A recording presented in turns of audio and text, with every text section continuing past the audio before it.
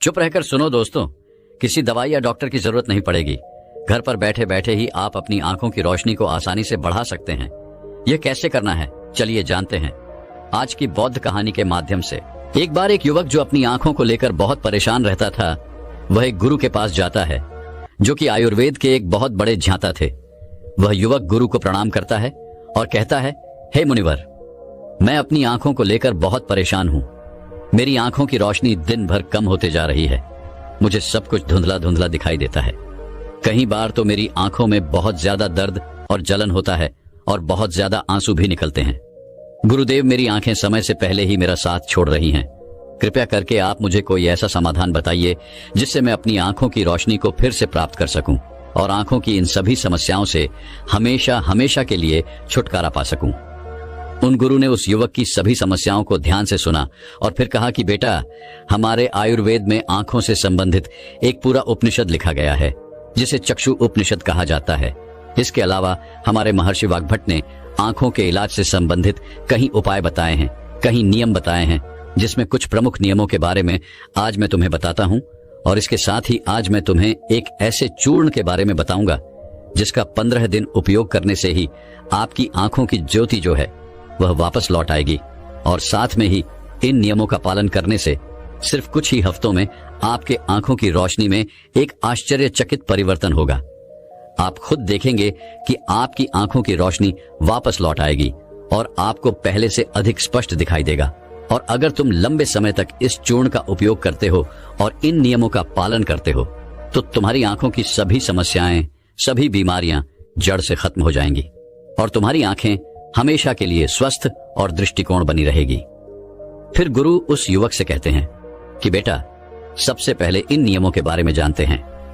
इसके बाद मैं तुम्हें उस चूर्ण के बारे में, उस चूर्ण की विधि के बारे में बताऊंगा और यह भी बताऊंगा कि तुम्हें उसे किस तरह से प्रयोग करना है। फिर गुरु उस युवक से कहते हैं कि बेटा, अब तुम्हें नियमों को ध्यान से सुनो। आंखों के उपचार के लिए आयुर्वेद का पहला नियम है, सुबह उठते ही बिना कुल्ला किए अपने मुंह की लार को आंखों पर लगाना है। तुम जैसे ही सुबह बिस्तर से उठते हो तो बिस्तर पर बैठे हुए ही अपने मुंह की लार को अपनी उंगली में लो और उसे अपनी आंखों की कोर में काजल की तरह लगाओ। यह बहुत ही रामबाण इलाज है। आंखों की सभी समस्याओं का असल में हमारी लार में वह सभी तत्व पाए जाते हैं जो मिट्टी में होते हैं, और जब हम मुंह की लार को आंखों में लगाते हैं तो वह सभी पोषक तत्व हमारी आंखों को मिलने लगते हैं जो इसे स्वस्थ बनाए रखने के लिए बहुत जरूरी है। आंखों को हमेशा स्वस्थ बनाए रखने के लिए आयुर्वेद का दूसरा नियम है, मुंह में पानी भरकर आंखों में धीरे धीरे छींटे मारना। तुम जब रोज सुबह अपनी आंखों को धोते हो तो उसे ऐसे ही मत धो, बल्कि उससे पहले अपने मुंह में पानी भरो, फिर अपनी आंखों पर कम से कम 20 छींटे मारो। छींटे इतनी तेजी से न मारो कि आपकी आंखों में दर्द होने लगे, वह लाल हो जाए। हमें बस इतनी तेजी से छींटे मारने हैं ताकि पानी आपकी आंखों के अंदर चला जाए। जब आप आंखों में छींटे मारते हैं तो अंदर की छोटी से छोटी गंदगी भी पानी के साथ भरकर निकल जाती है और आंखें साफ हो जाती हैं। और मुंह में पानी भरने का कारण यह है कि जब हम आंखों में छींटे मारते हैं तो आंखों का कचरा जो है वह मुंह के रास्ते से न जाकर सीधे आंखों से ही पानी के साथ बाहर निकल आए, क्योंकि आंखों की कहीं बीमारियां सिर्फ आंखों में धूल मिट्टी जाने के कारण या कचरा जाने के कारण पैदा होती है। और जब यह सब कचरा साफ होगा तो हमारी आंखें भी स्वस्थ होंगी। फिर गुरु उस युवक को तीसरा नियम बताते हुए कहते हैं कि बेटा, सूर्य देव को देखना है। हर दिन लगभग 5 मिनट के लिए सूर्य देव को देखना है, लेकिन दोपहर में या तेज धूप में नहीं, सिर्फ उगने से 1 घंटे के अंदर अंदर या फिर सूर्यास्त होने के 1 घंटे पहले। सबसे ज्यादा अच्छा तो यह होगा कि तुम सूर्य देव के उगने या अस्त होने के समय उनके दर्शन करो, और जब जरूरत महसूस हो तो पलके झपका भी सकते हो। शुरू में इसे 1 मिनट के साथ शुरू करो और धीरे धीरे इसे 5 मिनट तक लेकर जाओ। सूर्य दर्शन के समय सूर्य की किरणें हमारी आंखों में अवशोषित होती हैं और हमारी आंखों को ठीक करती हैं। अंत में अपनी दोनों हथेलियों को रगड़कर उसे अपनी आंखों के ऊपर रख लो, लेकिन इस बात का ध्यान रखना कि आपको अपनी आंखों के ऊपर रखना है, उन्हें दबाना नहीं है। ऐसा करने से आंखों को आराम मिलता है। चक्षु अपने शक में सूर्य देव को आंखों का वेद कहा गया है।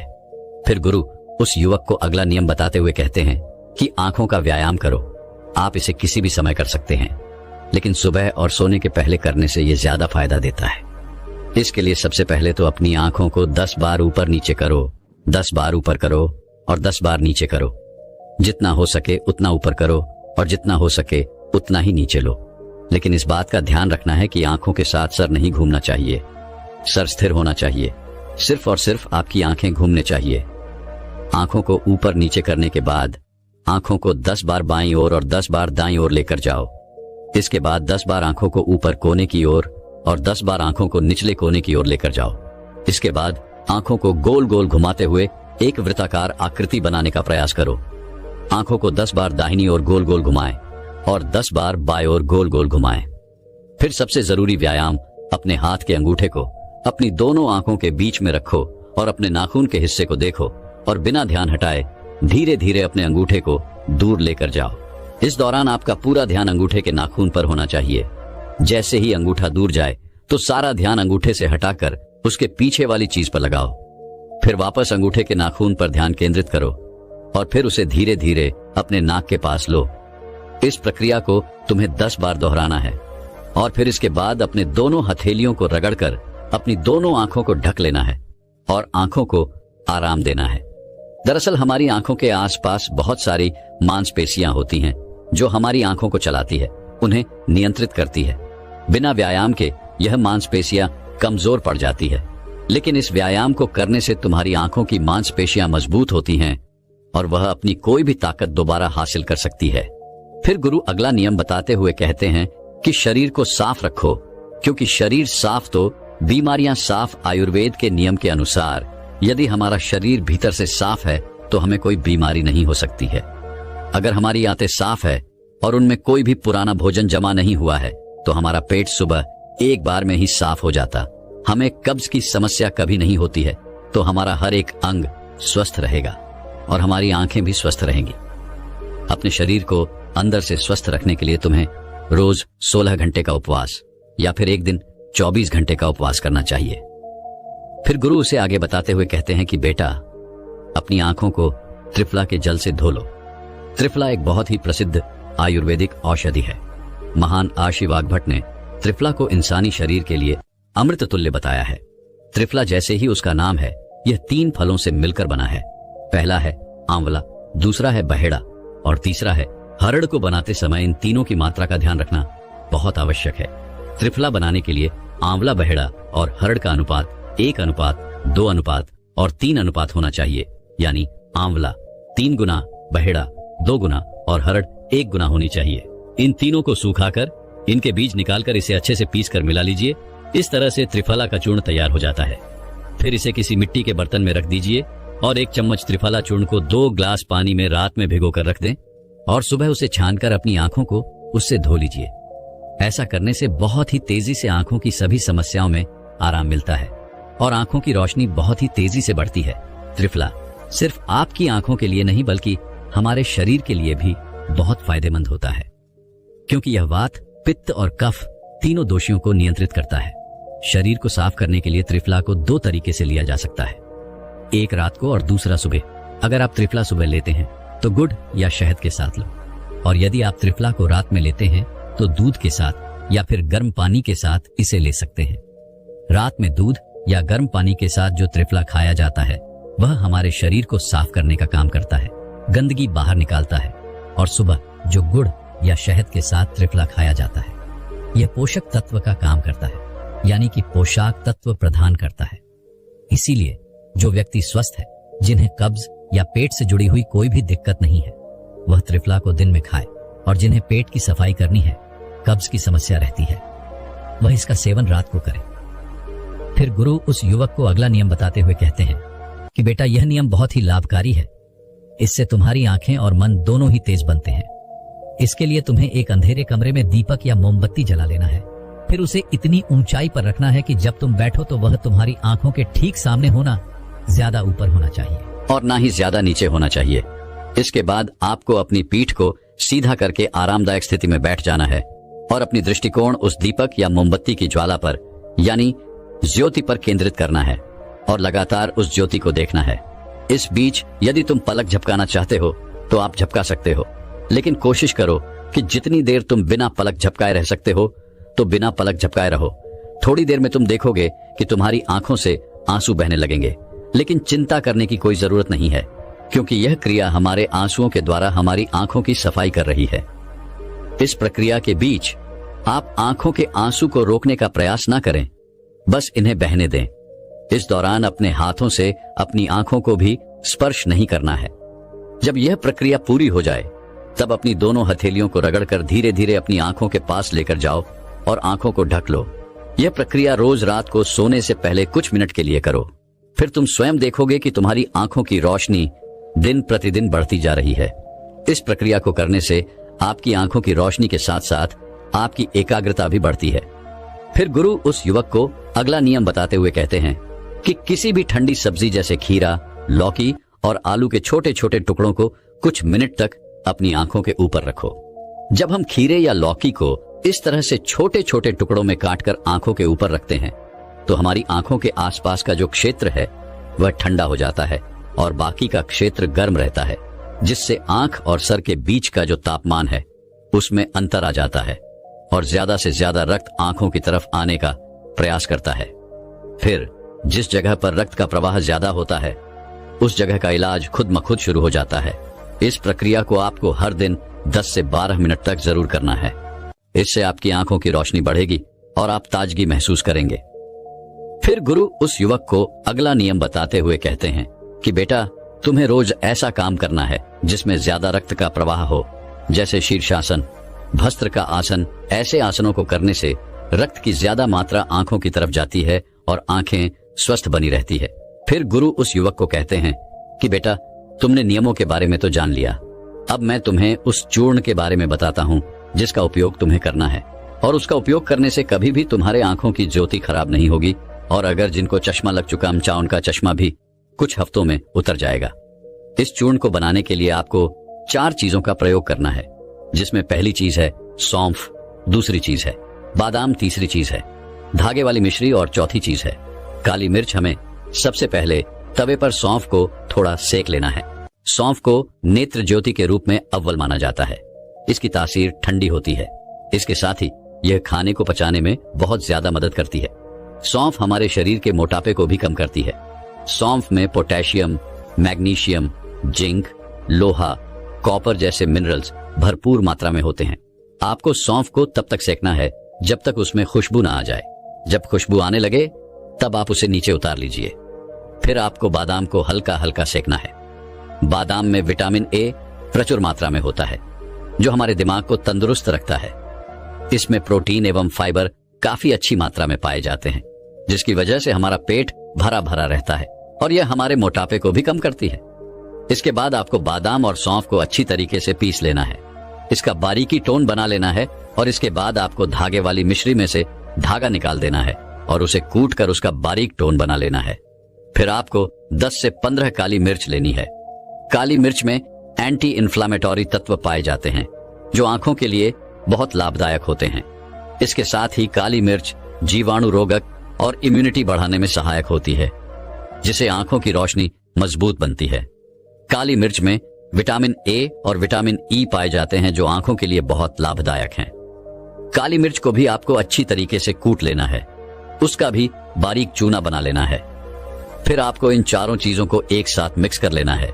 फिर आपको इस चूर्ण को 1 चम्मच गुनगुने पानी में या फिर 1 ग्लास दूध में सुबह सुबह खाली पेट लेना है। इसको लेने से आपकी आंखें बिल्कुल स्वस्थ रहेगी और साथ ही साथ आपका पेट भी बिल्कुल साफ होगा। आप अच्छी तरह से फ्रेश हो पाएंगे। इससे आपको अच्छी नींद आएगी और आपकी आंखों की रोशनी और दिमाग तेज होगा। और यह चारों चीजें जो हैं वह आपको अपने घर में ही उपलब्ध हो जाएंगी। फिर गुरु उस युवक से कहते हैं कि बेटा, आज के समय में आंखों को स्वस्थ रखने के लिए जो सबसे ज्यादा जरूरी है वह है अपनी स्क्रीन टाइम को कम करना। आजकल लोग सुबह उठते ही सबसे पहले अपने फोन के मैसेज को देखते हैं और फिर पूरे दिन यहां तक कि देर रात तक मोबाइल या लैपटॉप को यूज करते हैं। और इन लैपटॉप, फोन, टीवी से निकलने वाली लाइट हमारी आंखों के लिए बहुत नुकसानदायक होती है। इसीलिए आप एक ऐसा रूटीन बनाएं जिसमें आप रात में 8 या 9 बजे के बाद किसी भी तरह की स्क्रीन को नहीं देखेंगे। ऐसा करने से आपकी आंखों को तो आराम मिलेगा ही, साथ ही साथ आपकी नींद जो है वह गहरी हो पाएगी। और अगले दिन आपका रोना महसूस करेंगे। और अगर आपका काम देर रात तक लैपटॉप पर है तो आप हर कुछ देर में ब्रेक लो, आंखों को बंद करो और उन्हें आराम दो। इसके अलावा आप अपने खाने में विटामिन ए और विटामिन सी को शामिल करो, जैसे गाजर, संतरा, चक्र इत्यादि। ये सब आपकी आंखों को स्वस्थ रखने के लिए अहम भूमिका निभाते हैं। एक बार एक आयुर्वेदिक गुरु जी के पास एक लड़का आता है और वह उन गुरु से कहता है कि हे गुरुवर, मेरा पाचन तंत्र सही नहीं रहता है। मैं जो कुछ भी खाता हूं वह मुझे हजम नहीं होता है। इसकी वजह से मुझे गैस की समस्या बनी रहती है। मुझे ऐसे लगता है कि जैसे मेरा पेट तो भरा भरा रहता है। पेट भरा भरा महसूस होने के कारण मुझे भूख भी बहुत कम लगती है। मेरे चेहरे पर दाग धब्बे रहते हैं। मुझे कब्ज की समस्या रहती है और मेरा पेट खुलकर साफ भी नहीं हो पाता है। गुरुदेव, मैंने इसके लिए बहुत सारी दवाइयां ली हैं, लेकिन फिर भी मुझे कोई आराम नहीं मिला। इसीलिए गुरुदेव, आप मेरी समस्या का हल मुझे बताएं। इसके बाद गुरु उस लड़के को कहते हैं कि जो भी तुमने मुझे अपनी समस्या बताई है वह सब तुम्हारे खाने के ना पचने के कारण हुई है। इसलिए तुम यह समझो कि तुम्हें अपने खाने को पचाने के लिए करना क्या होगा और वह क्या उपाय हैं जो तुम्हें करने होंगे ताकि तुम्हारा पाचन तंत्र जो है वह मजबूत बन सके। और मैं तुम्हें आज 5 ऐसी आयुर्वेदिक औषधियां भी बताऊंगा जिनका उपयोग करने से तुम्हारा पाचन तंत्र मजबूत हो जाएगा और तुम्हारे खाने का कण कण पचेगा। फिर वह गुरु उस लड़के से कहते हैं कि सबसे पहले तुम यह समझ लो कि पाचन तंत्र में खराबी होने का सबसे बड़ा कारण जो है वह है पेट की सड़न। जब तुम्हारे पेट में खाना जाता है और वह ठीक से नहीं पचता है तो फिर वह सड़ता है। और आपके पेट की समस्याओं का सबसे बड़ा कारण भी यही है। जब खाना पेट में जाकर पचने की जगह सड़ता है तो इससे ही आपको गैस की समस्या, एसिडिटी, भारीपन की समस्या होती है और आपको भूख लगना कम हो जाती है। इसके बाद गुरुजी कहते हैं कि अब सवाल यह उठता है कि आखिर खाना पचने की जगह क्यों जाता है। तो इसका कारण है आपकी मंदाग्नि। देखो, ध्यान से सुनो बेटा, आपके पेट में एक अग्नि होती है जिसे जठराग्नि कहते हैं। जब आपका खाना पेट में जाता है तो यह अग्नि उस खाने को पचाने का काम करती है। जब यह अग्नि धीमी हो जाती है तो आपका खाना पचने की जगह सड़ता रहता है। अब यह अग्नि जो है वह मंद क्यों होती है, तो इसको समझने के लिए आपको आयुर्वेद के 4 नियमों को समझ लेना बहुत जरूरी है। अगर इन 4 नियम के हिसाब से आप अपनी जीवन शैली और अपने खान पान में परिवर्तन कर लेते हैं तो आपके पाचन की समस्याओं में से 90% समस्याओं का हल तो हो ही जाएगा। चाहे फिर आपको कॉन्स्टिपेशन की समस्या हो, लूज मोशन की समस्या हो या फिर कोई भी पेट से संबंधित विकार हो। वह गुरु उस लड़के को पहला नियम बताते हुए कहते हैं, अशुभ आहार। हमारे आयुर्वेद में कहा गया है कि आप भोजन को पकने के 3 घंटे के अंदर अंदर उसे खा लें और ज्यादा से ज्यादा आप 5 घंटे के अंदर उसे खा लें। लेकिन अगर भोजन को पकाए हुए 5 घंटे से ज्यादा हो गया है तो आप उस खाने को, आप उस भोजन को ना खाएं, क्योंकि ऐसा भोजन जठराग्नि पर दबाव डालता है जिसको पचाना थोड़ा सा मुश्किल हो जाता है। और आप बाजार से डिब्बा बंद चीजें लेकर आते हैं, उनको खाते हैं। वह चीजें तो कहीं महीनों और कहीं साल पुरानी होती है और आप उन्हें बड़े मजे से खाते हैं। 3 से 5 घंटे के बाद का खाना खाना भी हानिकारक होता है। वह खाना भी खाने के लायक नहीं होता है और आप 1 साल पुरानी, 2 साल पुरानी चीजें जो डिब्बों में बंद होती हैं उन्हें बड़े चाव से खाते हैं। क्या वह चीजें आपके शरीर पर गलत प्रभाव नहीं डालती है? डिब्बा बंद चीजों में केमिकल डाले जाते हैं। वह केमिकल इन चीजों की वैधता तो बढ़ा देते हैं लेकिन आपके स्वास्थ्य पर बहुत बुरा असर डालते हैं। और दूसरी ओर जंक फूड, फास्ट फूड जैसे पिज्जा, चाउमीन आदि स्वाद के चक्कर में आप खाते हैं। मीठी मीठी मिठाइयां खाते हैं, इनको भी आपको त्यागना होगा। आपकी जठराग्नि की एक सीमित मात्रा होती है कि वह इस तरह का भोजन और इतना ही भोजन पचा सकती है। जब आप अपने पाचन तंत्र पर ज्यादा दबाव डालते हैं तो आपको मंदाग्नि की समस्या हो जाती है। फिर इसके बाद आप जो भी खाते हैं वह पचने की जगह सड़ता है। फिर गुरु उस लड़के को दूसरा नियम बताते हुए कहते हैं कि भोजन सीमित मात्रा में ग्रहण करें।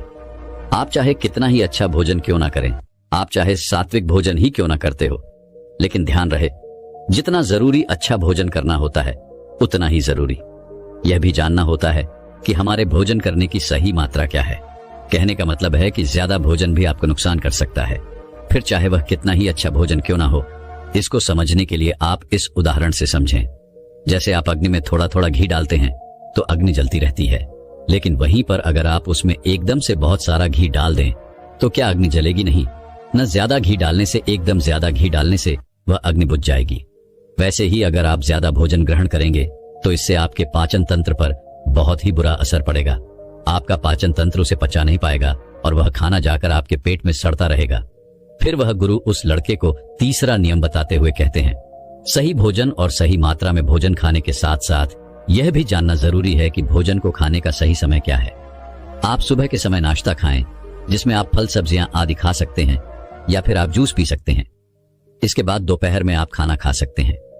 उसका सही समय 12 से 1 बजे के बीच होता है। इसके बाद आपको शाम का खाना जो है वह थोड़ा जल्दी खाना होगा, जैसे कि आप शाम का खाना 6 से 7 बजे के बीच खा लें। और शाम का खाना आपको बिल्कुल हल्का खाना चाहिए। मगर लोग शाम को खाना एक तो देर से भी खाते हैं और दूसरा हल्का भोजन खाने की जगह भारी भोजन खाते हैं, फिर सीधा सोने चले जाते हैं, जिससे पाचन तंत्र मंद हो जाता है और खाना पचने की जगह सड़ने लगता है। इसीलिए शाम का खाना शाम ढलते ही खा लेना चाहिए और खाना खाते ही बिस्तर नहीं पकड़ना चाहिए। फिर वह गुरु उस लड़के को चौथा नियम बताते हुए कहते हैं कि पर्याप्त मात्रा में पानी पीना भी आपके पाचन तंत्र को मजबूत करता है। अगर आप पर्याप्त मात्रा में पानी नहीं पिएंगे तो आपको कब्ज की समस्या होगी और आपका पेट खुलकर साफ नहीं होगा। और अगर पेट साफ नहीं होगा तो जो खाना आप खाएंगे वह आपके पेट में पड़ा पड़ा सड़ता रहेगा। पानी आपके खाने को गला आता है, जिससे खाने को पचाने में आसानी होती है और आपका पाचन तंत्र मजबूत बनता है। वह गुरु उस लड़के को कहते हैं कि बेटा, इसके अलावा भी बहुत सारे ऐसे कारण हैं जो आपके पाचन तंत्र को कमजोर बनाते हैं, जैसे कि ज्यादा चिंता करना, धूम्रपान करना और खराब जीवन शैली। अगर आप इन चीजों पर ध्यान देंगे और अपनी आदतों को सुधारें तो आपका पाचन तंत्र जो है वह स्वतः ही सही हो जाएगा। फिर वह गुरु उस लड़के को कहते हैं कि इन आदतों और नियमों के अलावा अगर आप कुछ आयुर्वेदिक औषधियां भी लेते हैं तो आप अपने पाचन तंत्र को बहुत ही बेहतर बना पाएंगे और फिर उसके बाद आप जो भी खाएंगे वह आपको सब पच जाएगा। फिर इसके बाद गुरुजी उस लड़के को पहली औषधि के बारे में बताते हुए कहते हैं कि सबसे पहली औषधि है त्रिफला चूर्ण। आपके पाचन तंत्र के लिए त्रिफला से अच्छा कुछ भी नहीं है। यह सबसे बढ़िया औषधि है। त्रिफला पाचन शक्ति बढ़ाने और मेटाबॉलिज्म में सुधार करने का एक प्रभावी नुस्खा है। दरअसल त्रिफला 3 आयुर्वेदिक हर्ब्स का एक अद्भुत मिश्रण है। इसे बनाने के लिए आंवला, हरड़ और बहेड़ा का प्रयोग किया जाता है। तीनों ही जड़ी बूटियों में रोचक गुण होते हैं। यह मलत्याग को बढ़ावा देने में मदद करती है, साथ ही कब्ज से छुटकारा भी दिलवाती है। त्रिफला शरीर के तीनों दोष, वात, पित्त और कफ के संतुलन को बनाए रखने में आपकी मदद करता है। यह अंत में अच्छे बैक्टीरिया को बढ़ाता है, साथ ही टॉक्सिन्स को नष्ट करता है, जिससे डाइजेशन में सुधार होता है। नियमित त्रिफला का सेवन करने से पाचन संबंधी समस्याओं से बचाव और उनमें छुटकारा पाने में मदद मिलती है। आप रात में सोने से पहले गर्म पानी के साथ त्रिफला का सेवन कर सकते हैं। इसके लिए बस आपको 1 चम्मच त्रिफला अपनी जीभ पर रखना है, फिर गुनगुने पानी के साथ इसे निगल जाना है। आप चाहें तो दूध के साथ इसका सेवन कर सकते हैं। इसके अलावा आप रात में सोने से पहले 1 गिलास पानी में 1 चम्मच त्रिफला पाउडर मिलाकर ढककर छोड़ सकते हैं और सुबह खाली पेट इसका सेवन कर सकते हैं। यह भी पाचन को दुरुस्त रखने में आपकी मदद करेगा। फिर गुरु उस लड़के को दूसरी औषधि के बारे में बताते हुए कहते हैं कि वह है हिंग वॉश्ड। यह एक पॉली हर्बल आयुर्वेदिक औषधि है जिसका उपयोग पाचन विकारों के इलाज के लिए किया जाता है। यही काली मिर्च, अदरक, जीरा, अजवाइन और हिमालय नमक से मिलकर बना होता है। यह मलत्याग, पेट फूलना, अपच और कब्ज जैसी स्थितियों को प्रबंधित करने में मदद करता है। यह पेट में जलन पैदा किए बिना पाचन में मदद करता है। आयुर्वेद के अनुसार हिंग वॉश में दीपक यानी कि भूख बढ़ाने वाला और पाचन यानी पाचन गुण होते हैं जो भोजन को पचाने में मदद करते हैं। अपच और पेट फूलने से राहत दिलाते हैं। ये गुण भूख न लगने की समस्याओं में भी मदद करते हैं। हिंग में वात संतुलन गुण भी होता है जो पेट को नियंत्रित करने में मदद करता है। इसका भी प्रयोग आपको खाना खाने के 45 मिनट के बाद पानी या दूध में किया जा सकता है। फिर गुरु उस लड़के को तीसरी औषधि के बारे में बताते हुए कहते हैं एलोवेरा। एलोवेरा का नाम किसी भी स्किन या फिर हेयर प्रॉब्लम के लिए सुझाया जाता है, लेकिन यह पेट की समस्याओं के लिए भी इसी तरह कारगर साबित होता है। एलोवेरा का जूस पेट की परेशानियों से भी राहत दिलाता है। इसमें मौजूद एंजाइम पाचन क्रिया को बेहतर बनाते हैं और पोषक तत्वों के अवशोषण में भी मदद करते हैं। इसी तरह एलोवेरा पेट के इन्फेक्शन की वजह बनने वाले बैक्टीरिया और परजीवियों से भी सुरक्षा प्रदान करता है, जिससे स्टमक इन्फेक्शन होने से बचाव होता है। कॉन्स्टिपेशन और एसिड रिफ्लेक्स जैसी पेट से जुड़ी समस्याओं से बचाने में भी एलोवेरा का जूस बहुत ही फायदेमंद है। इसके अलावा यह इम्यून सिस्टम को मजबूत बनाने और मेटाबॉलिज्म को बढ़ाने में भी मदद करता है। इसके बाद गुरुजी उस लड़के को चौथी चीज बताते हुए कहते हैं कि आप ऐसी समस्या में हर्बल चाय का इस्तेमाल भी कर सकते हैं। ये चाय उबाले जाने वाली जड़ी बूटियों के मिश्रण से बनती है, जिनमें अनेकों और सदियां मिलाई जाती हैं। ये पाचन तंत्र को मजबूत करने के लिए बनाई जाती है। इसमें पुदीना, जो पाचन तंत्र की मांसपेशियों को आराम करने की क्षमता रखते हैं, ये यूप के लक्षणों, गैस और ब्लोटिंग को कम करने में मदद करता है। इसमें अदरक, जो एंटी इन्फ्लेमेटरी गुणों से भरपूर होता है, पाचन को प्रोत्साहित करने में मदद करता है और उपस्थित गैस और ब्लोटिंग को कम करने में सहायता प्रदान करता है। इसमें धनिया, जिसमें गारमेंट गुण होते हैं, वह भी पाचन को सहायता प्रदान करता है और मलाशय को शांत कर सकता है। इसी तरह कई अन्य जड़ी बूटियां होती हैं जो आपके पाचन तंत्र को मजबूत कर सकती हैं। आप इन सभी के मिश्रण से हेर्बल चाय बना सकते हैं, जो आपके पाचन तंत्र को मजबूत बनाने में आपकी सहायता करेगी। ध्यान रखें, इस तरह की चाय में आपको चीनी नहीं डालनी है। आप चाहे तो थोड़ा सा शहद इसमें डाल सकते हैं और जिनको डायबिटीज है वह इस चाय को फीकी ही पिए। इसके बाद गुरु उस लड़के को पांचवी और अंतिम औषधि बताते हुए कहते हैं, अजवाइन पाचन तंत्र ठीक ना होने की वजह से लोगों में गैस की प्रॉब्लम देखी जा सकती है।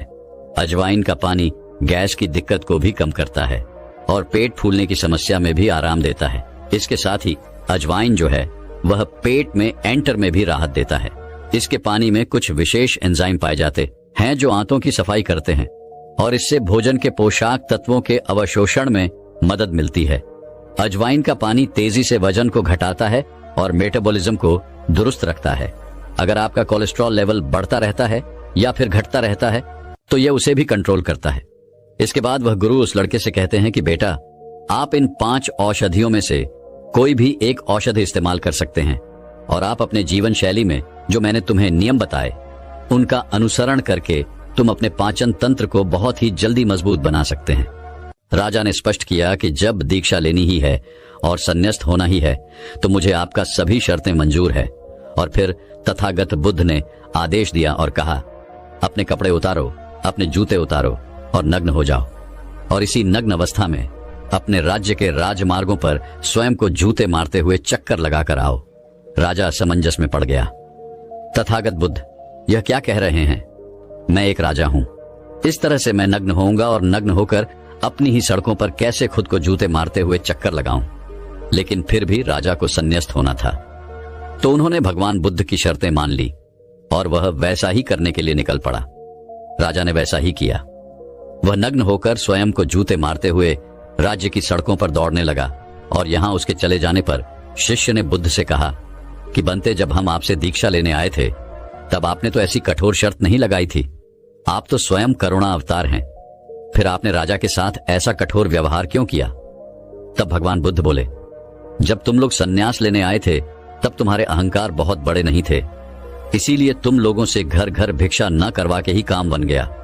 यह तो एक बड़े राजा है, इसका अहंकार भी बहुत बड़ा है, इसलिए जितना बड़ा रोग उतनी बड़ी दवाई, इसलिए महारोग की दवाई भी अधिक शक्तिशाली होती है। किसी कारणवश मैंने इनका परीक्षा भी इतना कठिन किया है। राजा जब इस दशा में अपनी ही प्रजा के सामने से गुजरेगा तो उसका अहंकार चूर चूर हो चुका होगा। राजा ने शाम तक शर्त पूरी कर ली और बुद्ध के चरणों में आकर गिर गया और फिर बोला, तथागत, अब तो मुझे आप दीक्षा देकर मुझे संन्यास्त करें। भगवान बुद्ध ने राजा के सिर पर मुकुट रखा और कहा कि अब तुम्हें संन्यास लेने की जरूरत ही नहीं है। जाओ और कर्ता भाव छोड़कर साक्षी भाव से राज करो। अब तो तुम राजस्व हो चुके हो, अब तुम राजस्व हो। देखिए दोस्तों, किस तरह से भगवान बुद्ध ने एक राजा को उपदेश दिया और राजा का जीवन धन्य हो गया। दोस्तों, ये छोटे से उपदेश से आपको क्या ज्ञान प्राप्त हुआ? कमेंट में हमें जरूर बताइएगा। चलिए अब जानते हैं स्वास्थ्य से संबंधित बहुत ही महत्वपूर्ण जानकारी। क्या आप जानते हैं कि यह हमारा शरीर किससे बना है? ये सबसे पहले जानना बहुत जरूरी है। और हमारे शरीर में कौन से 3 दोष पाए जाते हैं? हमारा शरीर 5 तत्वों से बना है और हमारा शरीर में 3 दोष पाए जाते हैं, वात दोष, पित्त दोष और कफ दोष। इसे जानना जरूरी है क्योंकि यह हर एक बीमारी का कारण होता है, क्योंकि हर एक बीमारी जड़ यही 3 दोष है, इसीलिए जानना जरूरी होता है। तो आपका शरीर का सबसे महत्वपूर्ण दोष ये 3 दोष हैं। पित्त दोष, वात दोष और कफ दोष। अगर आपके शरीर का वात दोष गड़बड़ हो गया तो 60 से 70 पर बीमारी होगी। अगर आपके शरीर का पित्त दोष गड़बड़ हो गया तो आपके शरीर में 15 से 20 पर बीमारियां होती हैं, और यदि आपके शरीर का कफ दोष गड़बड़ हो गया तो 5 से 10 पर बीमारी होती है। अब इस तीनों प्रवृत्ति हमारे शरीर में कब से कब तक रहती है? जब हम जन्म से बाल्य अवस्था में रहते हैं, यानी जब हमारा जन्म होता है और 14 साल की उम्र तक हमारे शरीर में कॉफ प्रवृत्ति ज्यादा होती है।